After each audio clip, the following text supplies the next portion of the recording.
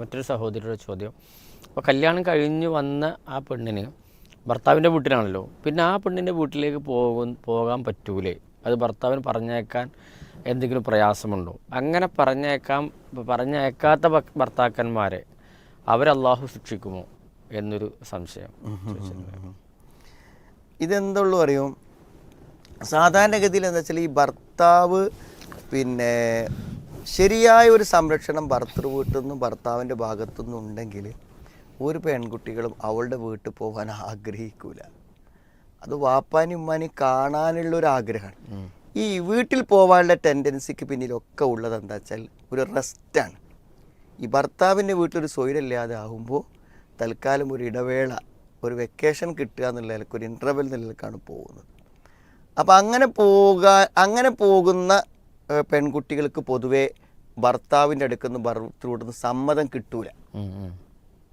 എന്തുകൊണ്ടാണെന്ന് വെച്ചാൽ ഇവളുടെ മാനസികാവസ്ഥയോ ജീവിതാവസ്ഥയോ ഒന്നും അറിയാതെ അവളെ ഒരു ജോലിക്ക് വേണ്ടി അല്ലെങ്കിൽ അവരുടെ വീട്ടാവശ്യത്തിന് വേണ്ടി മാത്രം ഒരു യന്ത്രമായിട്ട് അല്ലെങ്കിൽ ഒരു വേലക്കാരിയായിട്ട് ഉപയോഗിക്കുമ്പോൾ അവൾ ഒരു ദിവസം അവളെ വീട്ടിലേക്ക് പോയാൽ ഇവിടുത്തെ പണികൾ അവിടെ കിടക്കും.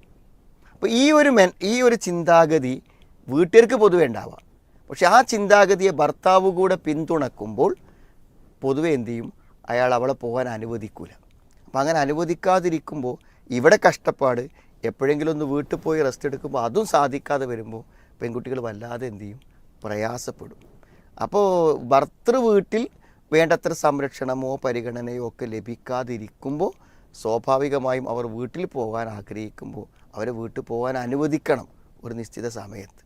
അത് അവരുടെ ഒരു ജീവിതത്തിൻ്റെ സന്തോഷത്തിനും മാനസികമായ നല്ലൊരു നിലനിൽപ്പിനും ഒക്കെ അത് വളരെ അനിവാര്യമായ കാര്യമാണ്. അപ്പോൾ അതങ്ങനെ തടസ്സപ്പെടുത്തിയാൽ ഭർത്താവിന് കുറ്റം കിട്ടുമോ എന്നൊക്കെ ചോദിച്ചാൽ നമുക്കെന്താ വെച്ചാൽ ഭർത്താവിനെ അനുസരിക്കുക എന്നുള്ളത് പ്രധാനമാണ്.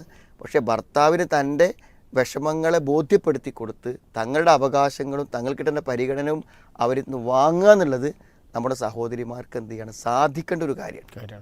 ഭർത്താവ് നമ്മുടെ സംരക്ഷകനാണല്ലോ. അപ്പോൾ നമ്മുടെ സംരക്ഷകൻ്റെ അടുക്കൽ നിന്നും നമുക്ക് വേണ്ട മനസ്സമാധാനവും നമുക്ക് വേണ്ട ആവശ്യങ്ങളും നേടിയെടുക്കാൻ കഴിയുക എന്നുള്ളത് പ്രധാനം.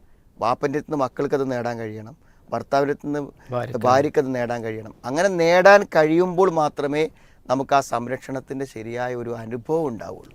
അപ്പോൾ അത് കിട്ടാതെ പോകുമ്പോൾ അത് വിഷമകരം തന്നെയാണ്. പിന്നെ ഇപ്പോൾ അവർ നല്ല സ്നേഹത്തിലും ഇതിലൊക്കെ ആണെങ്കിൽ ഭർത്താവിനെ പറയുമല്ലോ, പോയി അത് സ്ഥാപിച്ചെടുക്കൽ തന്നെയാണ് പരിഹാരം.